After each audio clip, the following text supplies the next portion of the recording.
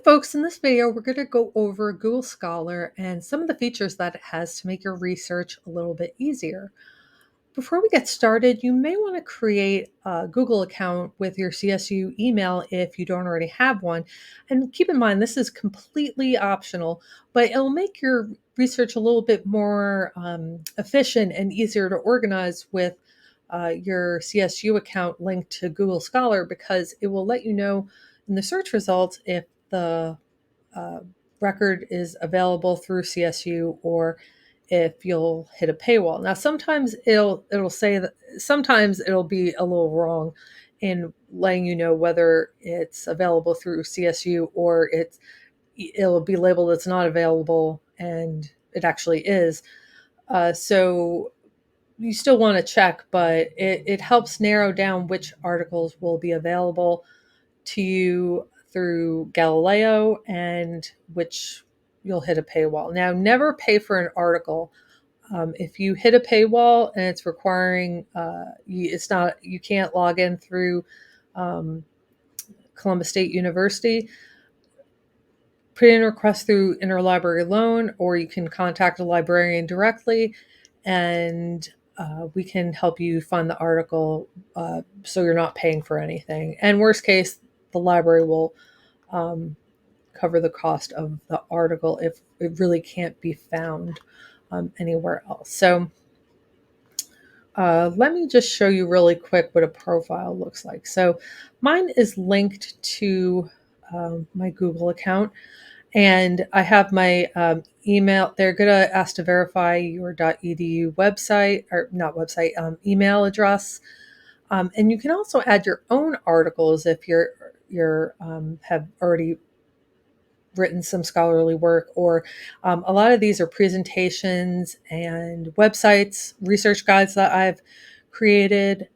So you can add, if you want your academic presence online, or you just want to share your content, this might be a great way to do it. And you can also follow other researchers, but they'll have a follow uh, button next to them.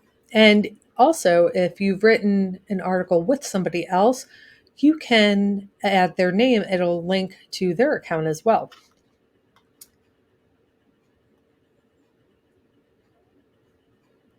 I'll go over another reason why having an account is handy in just 1 second.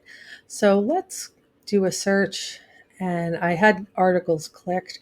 So we have 1.9 million search results. So one reason I say that Google Scholar isn't nearly as efficient as Galileo is because we don't have as many limiters on the left as databases found through Galileo. The best we really can do is customize dates, or if we're looking for review articles, we can narrow those down. We can also, if we're looking for patents for some reason, we can have just patents included in the search. Really quick note too, having an account, having your CSU um, linked to uh, Google Scholar, as that you can create an alert. So if anytime, if we wanted to see if more articles come, appear under freedom of speech at universities, it'll create an email alert and let us know, hey, another article was published about freedom of speech in universities. So it can be really handy for if you want to keep up on what's going on currently, and as things get published to uh, Google Scholar. So let's just pick since 2023.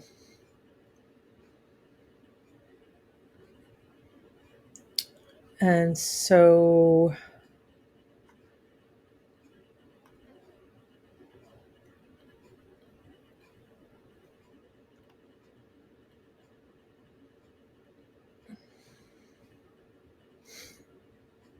one other thing I wanted to note is, before the title, it'll list if it's a book or a website. It'll say PDF oftentimes, and then sometimes it'll say nothing at all. But that can be helpful in knowing exactly beforehand what So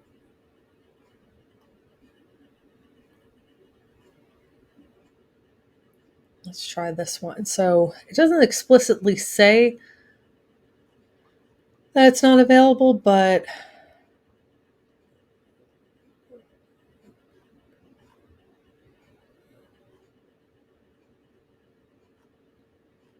and it looks like it's available to us. So we can print it. We can, or if we want to save it, let's. We can also save it to our library.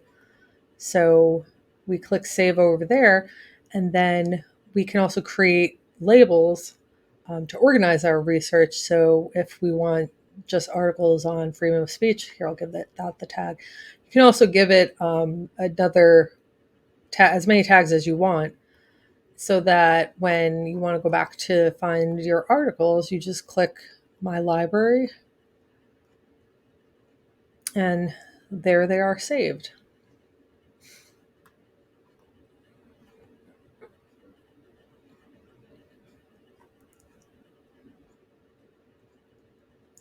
Let me see if I can find one.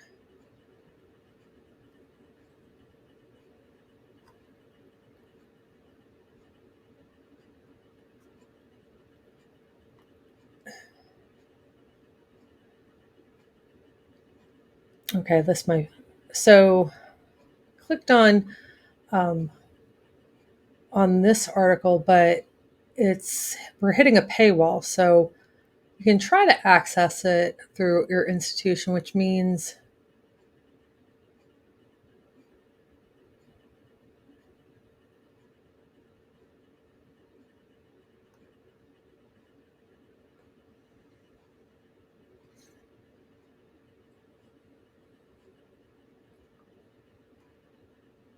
okay, it's just circling. So um,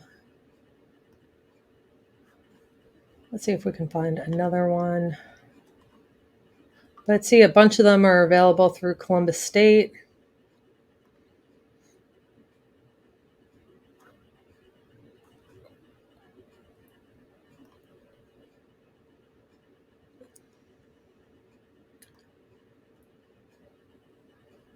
Here's another paywall. Let's see, just so I can show you what it'll look like. So then start typing in.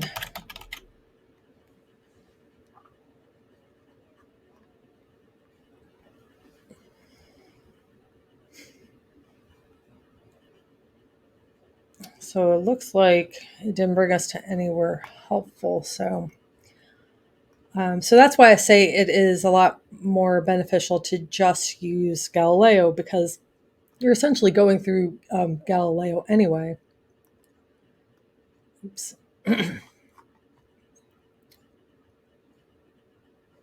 Okay, so we can also look at, as I mentioned earlier, review dates.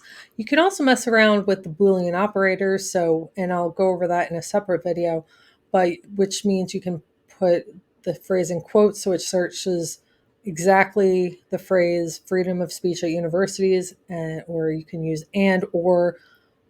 um, or not to exclude and include different search terms. So one other thing I wanted to show you before we go real quick is you can also get case law at Google Scholar. So let's just use Georgia courts, and I'm just going to show you this really quick before we actually do a search. You can search the different state courts, the different federal courts, and Court of Appeals. So it's really quite handy. You can even go to the Supreme Court opinions, and I get asked a lot of questions about case law. So let's use Georgia court. Okay, let's see what that.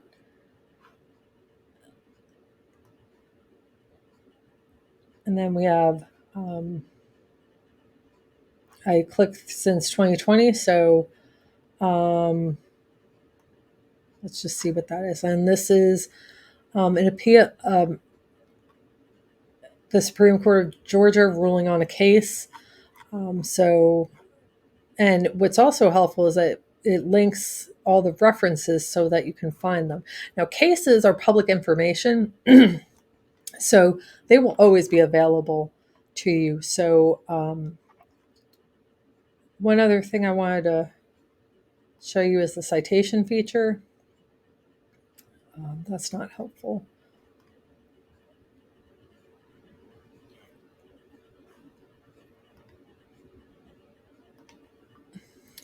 Let's use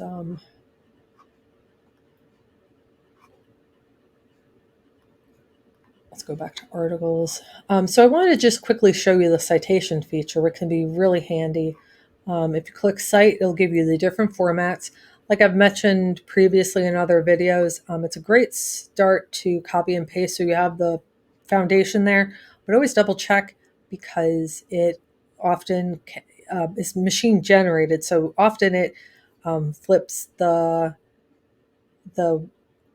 title and the title of the article and title of the journal, or it gets the first name and last name flipped around. So machines aren't perfect. And you can also export it if you use a citation uh, software. A lot of people use some of these, so that can be helpful as well. So that's it for Google Scholar. If you have any questions, feel free to ask me through email or send me a message, call, and I will see you in the next video. Okay, great. Bye-bye.